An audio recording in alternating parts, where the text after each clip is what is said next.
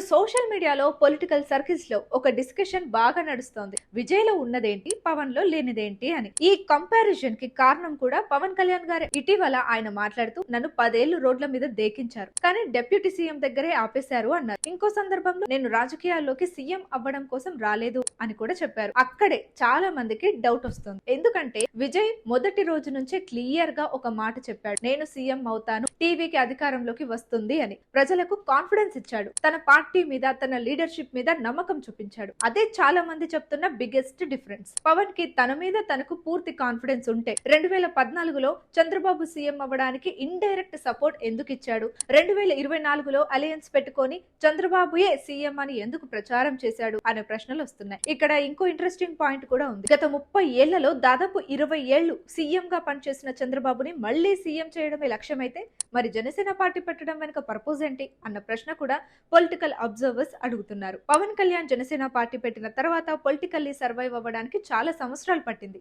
ముఖ్యంగా 2024 ఎలక్షన్స్ లో anti incumbency vote split కాకూడదనే స్ట్రాటజీతో టీడీపీ, బీజేపీలతో అలయన్స్ పెట్టుకొని కింగ్ మేకర్ రోల్ పోషించారు. కానీ క్రిటిక్స్ ఆర్గ్యుమెంట్ ఏంటంటే రాష్ట్రాన్ని సంవత్సరాలుగా పాలించిన 2 మేజర్ పార్టీస్ కి ఆల్టర్నేటివ్ గా వస్తే ప్రజలు సపోర్ట్ చేస్తారు, కానీ ఢిల్లీలో మోడీ, ఏపీలో బాబు అని చెప్తూ మిడిల్ పొజిషన్ లో ఉంటే పొలిటికల్ క్లారిటీ కనిపించదని అంటున్నారు. ఇక విజయ్ విషయానికి వస్తే తన తమిళగ వెట్రి కలగం టీవీకే పార్టీని లాంచ్ చేసిన కొద్ది కాలంలోనే 2026 తమిళనాడు ఎలక్షన్స్ లో ఏ మేజర్ పార్టీతో అఫీషియల్ అలయన్స్ లేకుండా సింగిల్ గా కంటెస్ట్ చేశాడు.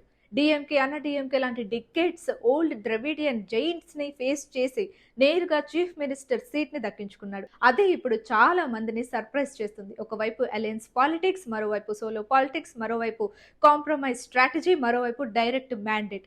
ఇదే విజయ్ పవన్ కంపారిజన్ లో ఎక్కువగా వినిపిస్తున్న డిస్కషన్. అయితే చివరికి పాలిటిక్స్ లో ఇంపార్టెంట్ థింగ్ స్పీచెస్ కాదు, రిజల్ట్స్. విజయ్ కి ఇప్పుడు అసలు పరీక్ష గవర్నెన్స్, పవన్ కి అసలు పరీక్ష పొలిటికల్ క్లారిటీ. ఇద్దరు సినిమా నుంచి పాలిటిక్స్ లోకి వచ్చిన వాళ్ళే, కానీ ప్రజలు ఇప్పుడు చూస్తున్నది సినిమాలు కాదు, డెసిషన్. అందుకే ఈ కంపారిజన్ ఇంకా చాలా రోజులు కొనసాగేదే.